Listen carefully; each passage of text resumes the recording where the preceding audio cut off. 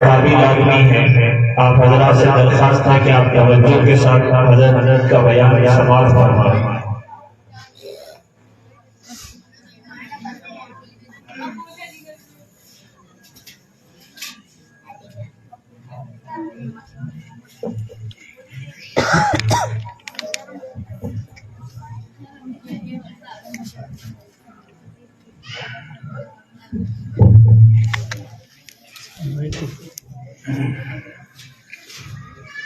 نیچے رکھ دیں۔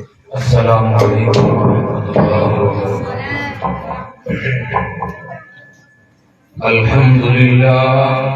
الحمد للہ وکفى وسلام علی عباده الذین اصطفى، اما بعد فاعوذ باللہ من الشیطان الرجیم، بسم اللہ الرحمن الرحیم۔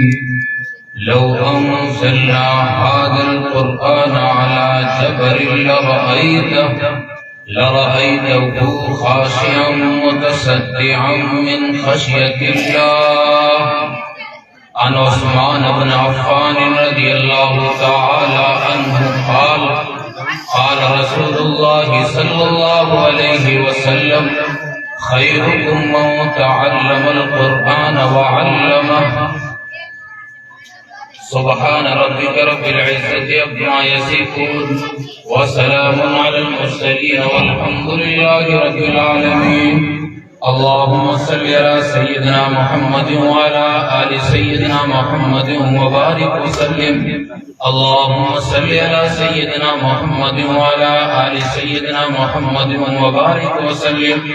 اللهم صل على سيدنا محمد وعلى آل سيدنا محمد وبارك وسلم۔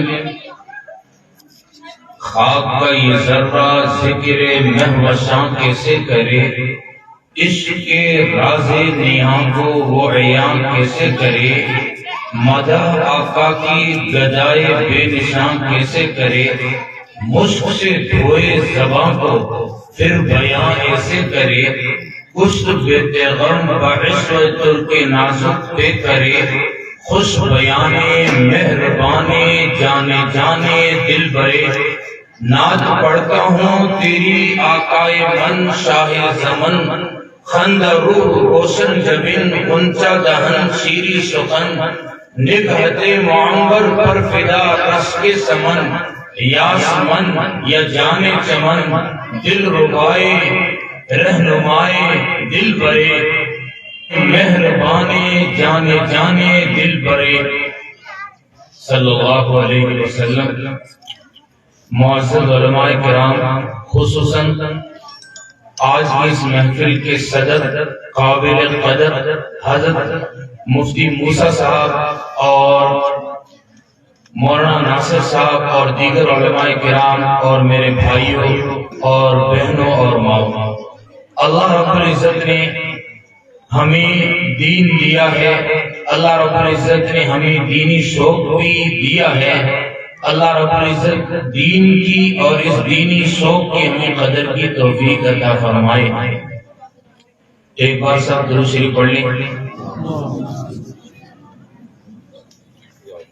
بچوں کا پروگرام سنا اور آپ نے بھی سنا کہ کس انداز میں بچے اپنا پروگرام پیش کر رہے تھے، اور وہ بھی یہ کہ پہلی بار ہے، اس کے باوجود بھی ہمت اور حوصلے کے ساتھ پیش کر رہے تھے۔ یقیناً بچوں کی بھی محنت ہے، اس پر استاد کی بھی محنت ہے۔ بڑی مدتوں سے ساقی بھیجتا ہے ایسا مستانہ، بڑی مدتوں سے ساقی بھیجتا ہے ایسا مستانہ، جو بدل دیتا ہے دستور میخانہ۔ اللہ نے آپ کے پاس مولانا کی شکل میں اللہ نے ایک ایسا مہربان اور قدردان استاد بھیجا ہے جس کی آپ بھی قدر کرنے والے بن جائیں۔ ہزاروں سال تک نرگس اپنی بے نوری پہ روتی ہے، ہزاروں برس نرگس اپنی بے نوری پہ روتی ہے، بڑی مشکل سے ہوتا ہے چمن میں دیداور پیدا۔ تو اللہ رب العزت نے آپ کو دیداور اور قابل استاد دیا ہے، اللہ کرے کہ آپ اس استاد کی قدر کرنے والے بن جائیں۔ دوستو، میں نے قرآن مقدس کی ایک آیت مبارکہ پڑھی اور ایک حدیث مبارکہ پڑھی. میں چاہتا ہوں کہ قرآن اور صاحب قرآن اس پر آج کی گفتگو کی جائے. قرآن کہتے کسے ہیں؟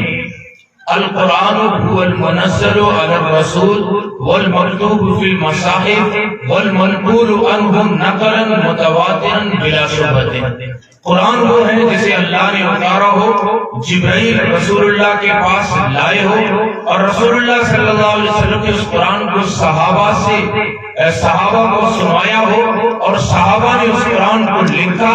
پھر لکھنے کے بعد والمکتوب فی المصاحف والمنقول عنہ نقلا متواترا بلا شبہ. اور آج بغیر شبہ کے یہ منقول ہو کے متواتر طور پر ہم تک قرآن پہنچا ہے. اس پر اگر گفتگو کری لمبی ہوگی. میں نے قرآن مقدس کی جو آیت مبارکہ پڑھی اس کو اور حدیث کو سامنے رکھ کر گفتگو کا آغاز کرتے ہیں. اللہ فرماتے ہیں لو انزلنا هذا القرآن على جبل لرأيته خاشعا متصدعا من خشية الله. یہ اللہ کا قرآن اگر زمین اور آسمان پر پیش کیا جاتا، اتارا جاتا، وہ بھی اللہ کی ہیبت اور اللہ کے ڈر سے ٹکڑے ٹکڑے ہو جاتے. قرآن مقدس کو پہاڑوں کے سامنے پیش کیا گیا، پہاڑوں نے انکار کر دیا. زمینوں پر پیش کیا گیا، زمینوں نے انکار کر دیا. کائنات کی تمام مخلوقات نے انکار کر دیا. اللہ رب العزت نے قرآن انسان کو دیا اور آگے فرمایا انسان ظلومن جہولا، انسان ظالم بھی ہے اور جاہل بھی ہے. لیکن جب یہ انسان اس قرآن کے دامن میں آئے گا، اپنے آپ کو اپنی اولاد کو قرآن کی تعلیم دلائے گا، تو ظالم کی ضد عالم ہوا کرتی ہے، یہ قرآن کا عالم اور قرآن کا جانکار بن جائے گا. اور جاہل کی ضد عالم اور ظالم کی ضد مشفق کی ہوتی ہے. جب یہ قرآن کے دامن میں آئے گا تو پھر یہ ساری کائنات کے لیے مشفق بن جائے گا. اس لیے قرآن نے یہ دونوں لفظ استعمال کیے، ظلومن جہولا. تو اللہ رب العزت نے یہ قرآن زمین و آسمان و سب کے سامنے پیش کیا.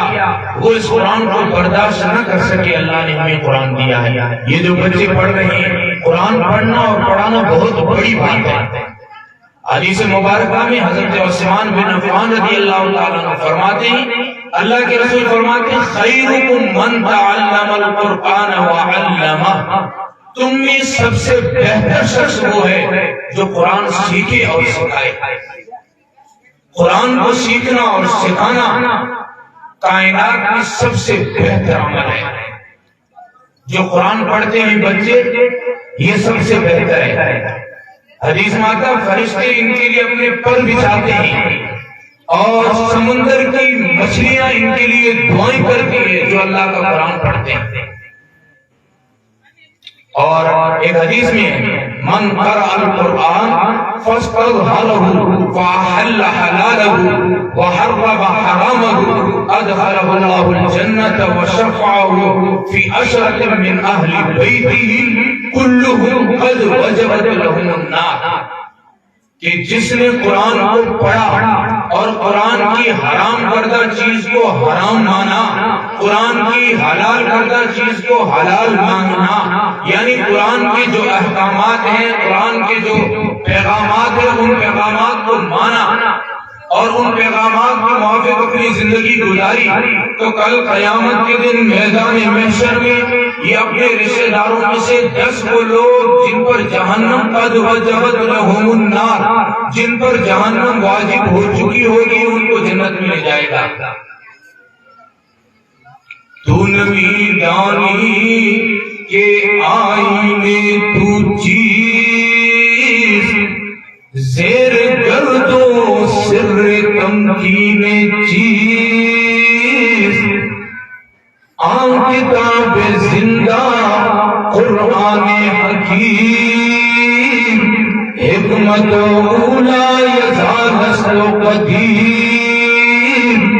رہزنا از حفظ او رہبر شدن کہ یہ قرآن مقدس وہی کتاب ہے جس کو چھوڑ کر مسلمانوں تم دنیا میں رونا رہتے ہو کہ مسلمانوں کی عزت نہ رہی۔ اس قرآن کو ان لوگوں نے پڑھا جن کو قرآن کہتا ہے کہ وہ جہالت کے اندر پڑے ہوئے تھے، ہر وہ برائی جو دنیا میں تھی ان کے اندر تھی، لیکن اس قرآن مقدس کے موافق اپنی زندگی کو بنایا، زمانے کے امام بن گئے کہ کس نے سروں کو اٹھایا صحرا کر دیا، کہ کس نے قطروں کو ملایا دریا کر دیا، دل کو روشن آنکھوں کو بینا کر دیا، جو خود نہ تھے ہدایت پر عالم کے ہادی بن گئے، وہ کیا نظر تھی کہ جس نے مردوں کو مسیحا کر دیا۔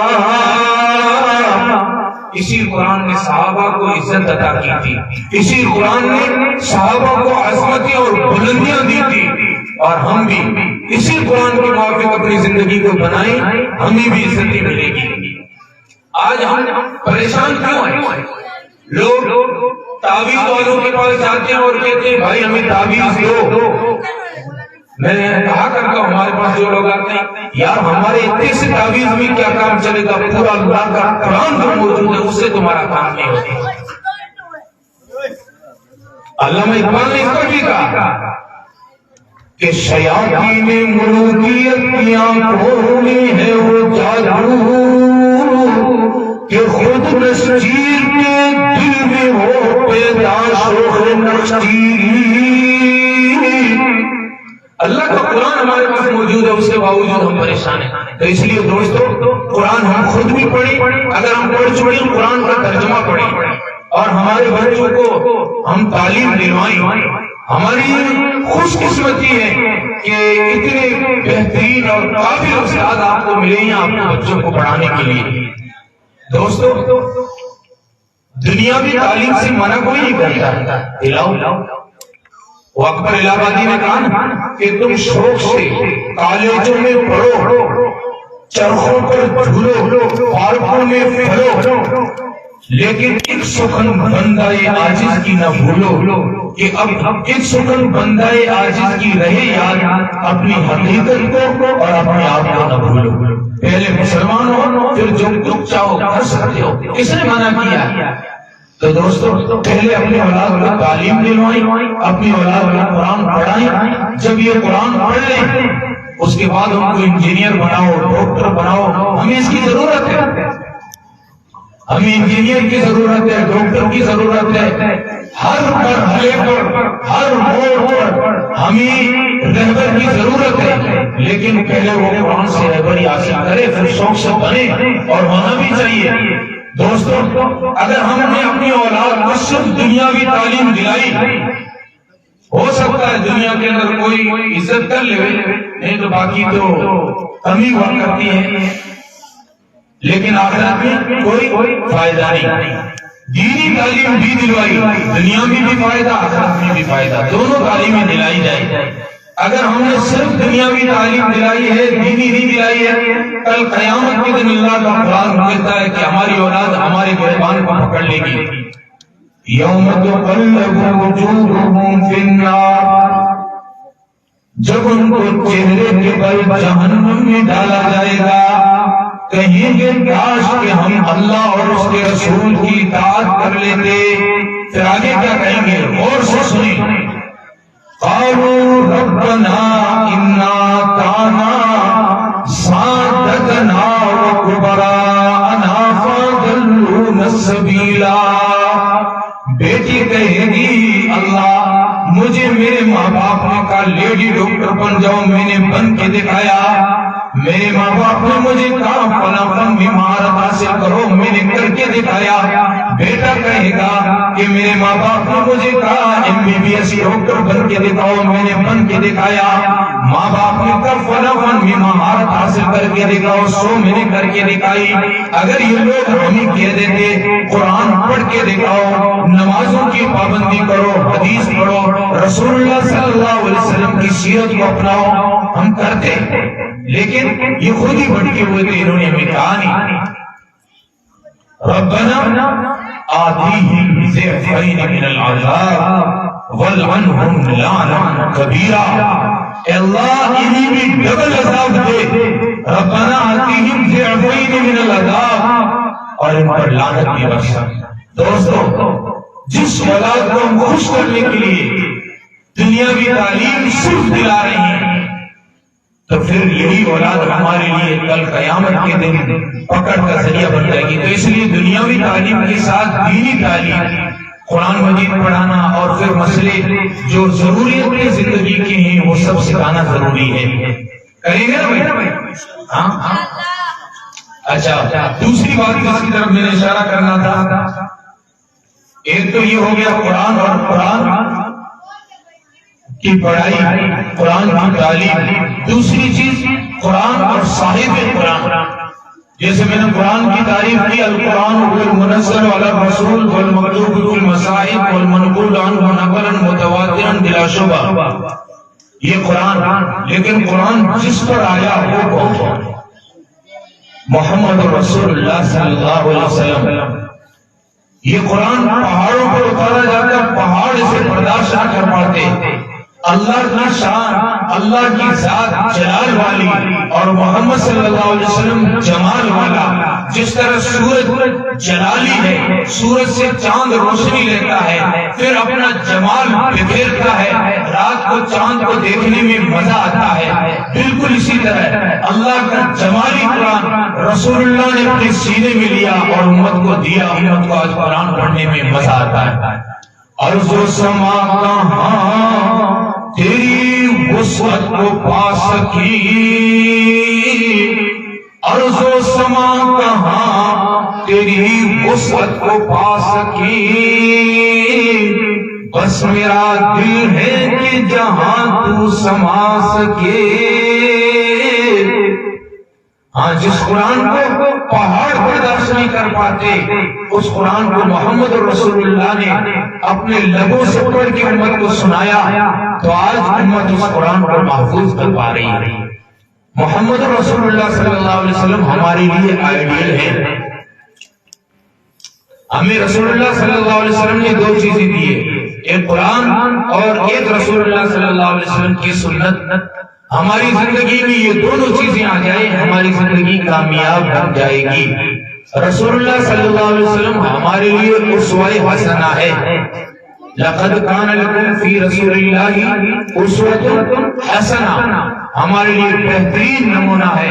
تو ہم قرآن کے بھی عامل بنیں اور رسول اللہ صلی اللہ علیہ وسلم کی سنتوں کے بھی عامل بنیں۔ خصوصی طور پر میں نے پہلے بھی کہا تھا کہ بچوں کو قرآن بھی سکھایا جاتا ہے اور اس کے ساتھ رسول اللہ صلی اللہ علیہ وسلم کی حدیثیں بھی سکھائی جاتی ہے۔ مکتب کے اندر یہ معمول ہوتا ہے 40 حدیثیں ہر بچے کو یاد کرائی جاتی ہے، اور اللہ کے محبوب فرماتے ہیں کہ جس شخص نے 40 احادیث کو یاد کیا اور امت تک پہنچایا، قیامت کے دن اس کا شمار علماء میں ہوگا۔ تو ہمارے بچے کتنے خوش نصیب ہیں جو کہ مکتب میں پڑھ رہے ہیں، 40 حدیثیں ان کے استاد ان کو یاد کراتے ہیں، ان کا شمار بھی کل قیامت کے دن علماء کی فہرست میں ہو جائے گا۔ رسول اللہ صلی اللہ علیہ وسلم ہمارے لیے آئیڈیل اور نمونہ ہے۔ ہم اپنی زندگی کو نبی پاک صلی اللہ علیہ وسلم کی زندگی کے موافق بنائیں، نبی پاک صلی اللہ علیہ وسلم کی سنتوں کو اپنائیں ہر موقع پر۔ یہ نہیں کہ بس نبی پاک صلی اللہ علیہ وسلم کا نام آیا تو جھوم گئے اور نبی کا کام آیا تو گھوم گئے، ایسا نہیں۔ نبی پاک صلی اللہ علیہ وسلم کی سنت ہر موقع، شادی میں، بیاہ میں، ہر مرحلے پر کہ میرے محبوب صلی اللہ علیہ وسلم کی کیا سنت ہے، میرے محبوب صلی اللہ علیہ وسلم جو پیغام لے کے آئے ہیں اسی پیغام کو میں فالو کروں گا، اسی پیغام کو لے کے میں چلوں گا۔ رسول اللہ صلی اللہ علیہ وسلم کی زندگی کو صحابہ نے سمجھا اور اس کو اپنایا۔ میں نے شروع میں عرض کیا اللہ رب العزت نے صحابہ کو عزتیں عطا فرمائی۔ اب اس پر چند میں جھلکیاں اور چند باتیں میں عرض کرتا ہوں۔ کسی نے کہا کہ آ گیا ہے جس کا نہیں ہے کوئی ثانی و رسول، دین فطرت پر جس کی ہے حکمرانی و رسول۔ کیسی حکمرانی؟ ہاں کہے تو حلال ہو جائے، نہ کہے تو حرام ہو جائے، مسکرا دے تو جنت کو جوانی مل جائے، غصے میں آئے تو جہنم کو جولانی مل جائے، اٹھے تو آسمانوں کو بلندیاں مل جائیں، بیٹھے تو زمین کو وسعتیں مل جائیں، قدم بڑھائے تو عرش عظیم پر پہنچ جائے۔ دین فطرت پر ہے جس کی حکمرانی و رسول، جس کا ہر تیور ہے حکم آسمانی و رسول، موت کو جس نے بنایا زندگانی و رسول، محفل و صفان کیو وحشت کو برہم کر دیا، جس نے خون شام تلواروں کو مرہم کر دیا، فقر کو جس کے ہے حاصل کج گلاہی و رسول، گلوانوں کو عطا کی شاہی و رسول۔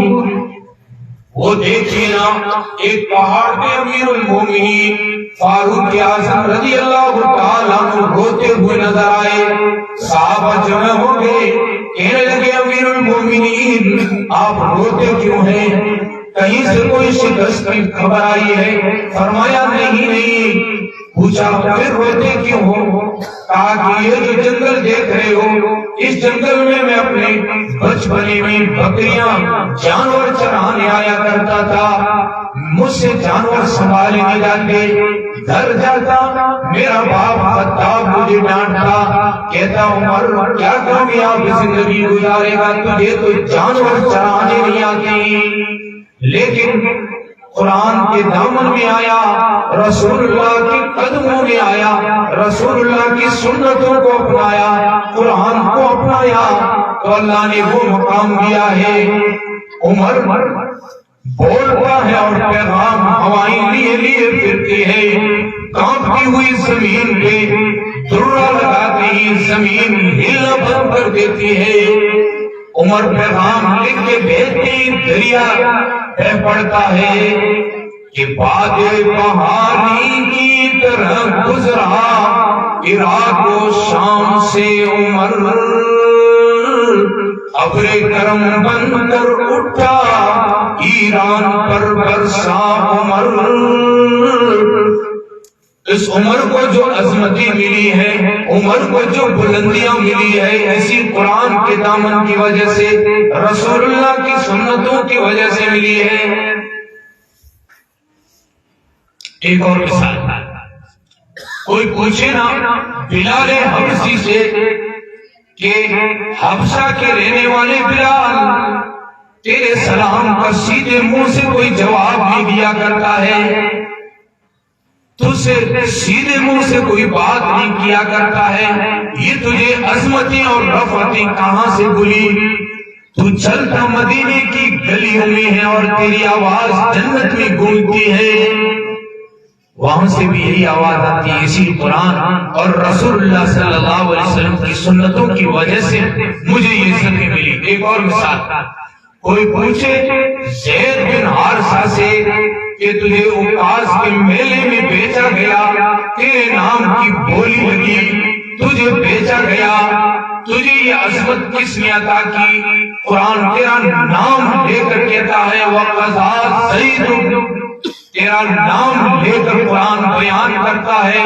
یہ عظمت اور یہ عزت، یہ رفعت کہاں سے ملی؟ وہاں سے بھی یہی بات آئے گی کہ رسول اللہ کے قدموں میں، قرآن کے دامن میں آنے کی وجہ سے مجھے یہ عزتی ملی ہے۔ ہاں ان کو جو عزتی ملی تھی کس وجہ سے؟ قرآن کے دامن میں آنے کی وجہ سے۔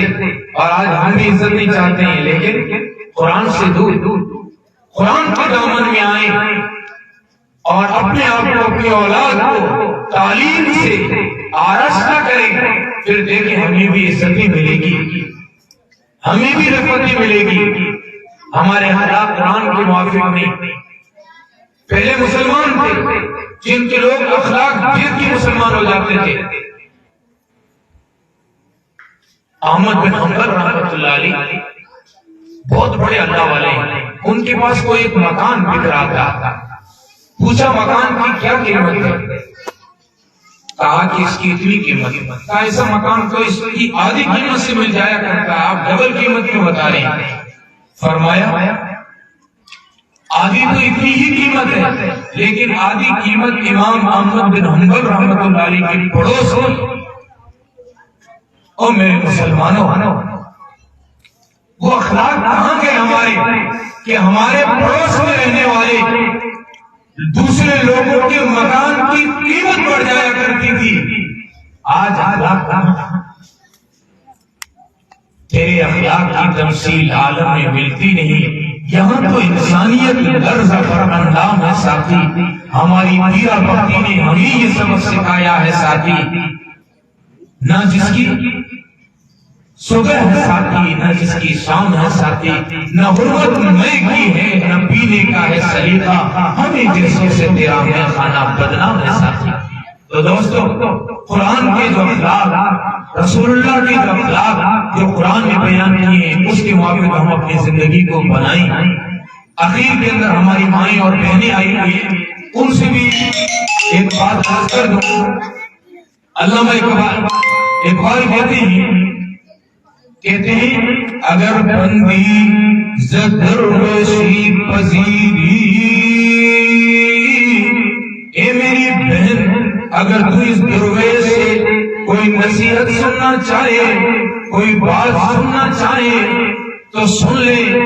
ہزار امت بمیرد تو نمیری، ہزاروں مائیں مر سکتی ہے لیکن تیرا نام زمانے سے کبھی نہیں مل سکتا. اس کی مثال فاطمہ الزہرا کی زندگی ہے. فاطمہ بطول باشی ازہاں سو سر، کہ تو اپنے آپ کو فاطمہ الزہرا رضی اللہ تعالیٰ عنہ کے اخلاق میں مزین کر دے کہ در آغوش شبیری بگیری، کہ تیری آغوش کے اندر بھی حسین اور حسن جیسے لال جنم لیا کریں. میری بہنوں، علامہ اقبال نے جو بات کہی کہ بہن اپنے آپ کو زمانے سے چھپا لے، یعنی پردہ کر لے، اور فاطمہ الزہرا کی سیرت کو اپنا لے.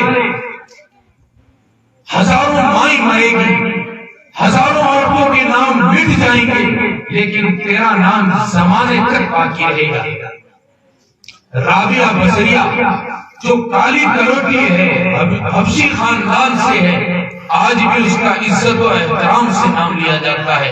جب بھی کوئی نام حسن بصری کا لے گا، ساتھ میں ضرور رابعہ بصریہ کا بھی نام لے گا.